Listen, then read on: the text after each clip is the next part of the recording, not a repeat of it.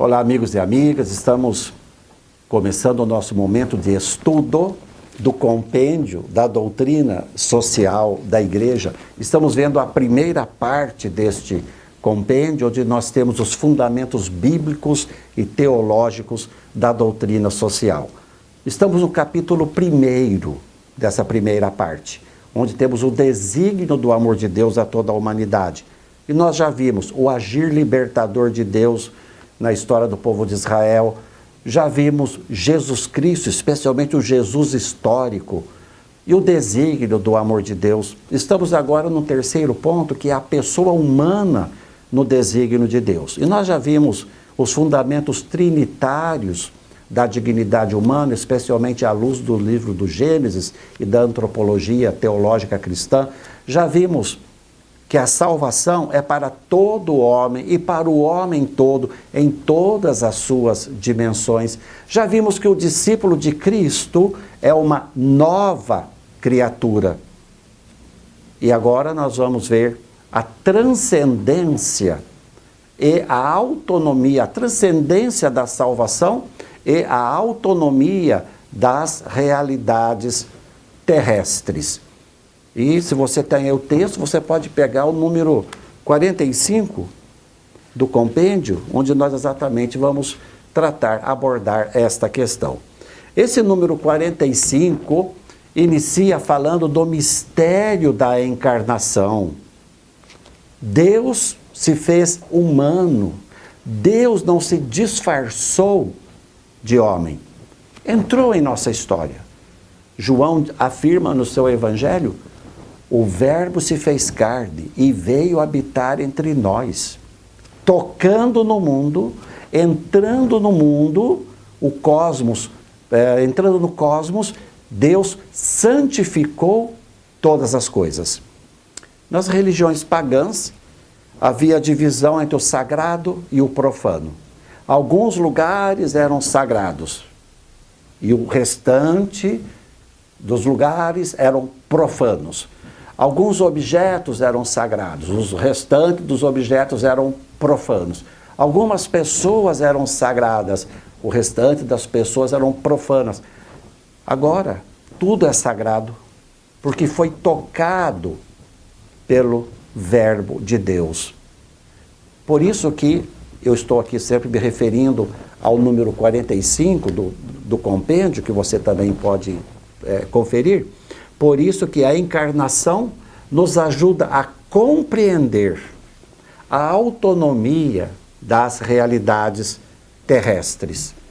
A Gaudium et Spes, que é uma constituição pastoral do Concílio Ecumênico Vaticano II, no seu número 36, já trouxe uma reflexão sobre isso e um ensinamento sobre isso, que aliás é citado aqui no compêndio.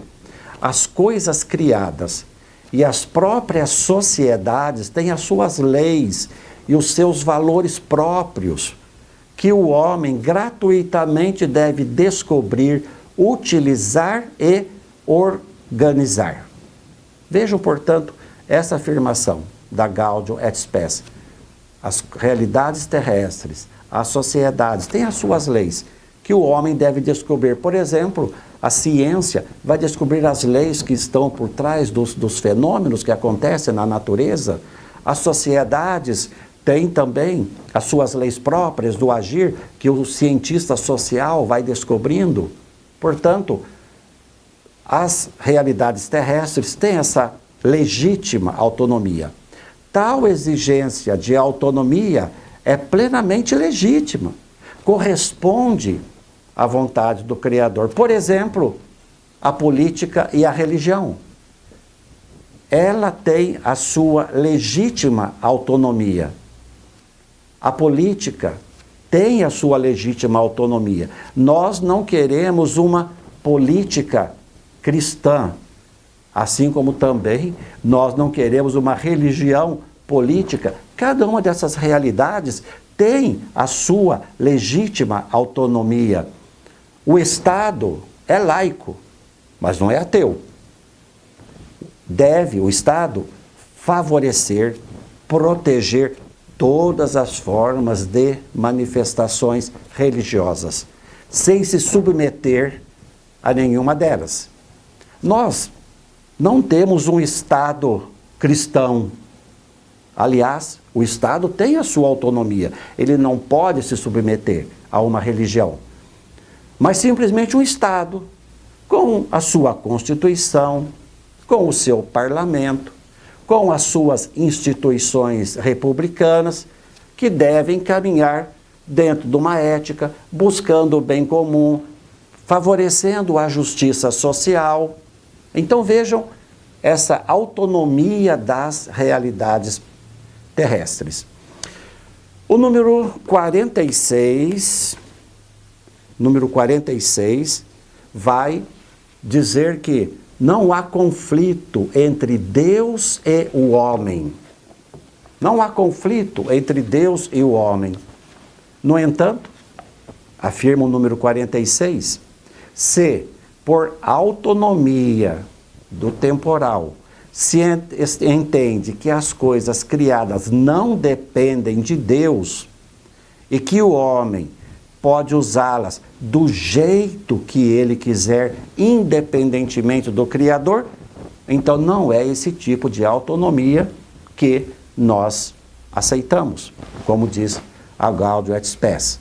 Se você entende, só para retomar aqui os números 45 e 46, se entendemos por autonomia das realidades terrestres que as coisas, as instituições têm as suas leis e regulamentações próprias e caminham desse modo, isso está dentro da compreensão daquilo que nós aceitamos. Se entendemos por autonomia das realidades terrestres que essas coisas devem caminhar longe de Deus, independentemente do seu Criador, a revelia do seu Criador, não é esse tipo de autonomia que compreendemos, como nos coloca a Gaudium et Spes. E concluindo, os números 47 e 48 nos fala sobre a provisoriedade das estruturas sociais e políticas. Qualquer visão que queira colocar o Estado acima de tudo e de todos está contrário ao ser humano, pois a pessoa humana deve ser o centro e a finalidade de todas as instituições políticas, e não elas estarem acima dela. A Bíblia, no primeiro capítulo do livro do Gênesis, diz que acima do homem está somente Deus. Instituições, coisas, pátria, nada pode estar acima do ser humano, mas a seu serviço. A Gaudium et Spes vai afirmar que a pessoa humana é o centro de toda a vida política, econômica e social. Tudo está voltado para a pessoa. Com isso, nós encerramos esse ponto número 3 sobre a pessoa humana e que tanto nos ensinou, especialmente porque a doutrina social tem essa dimensão profundamente personalista. Conheça e pratique a doutrina social da Igreja.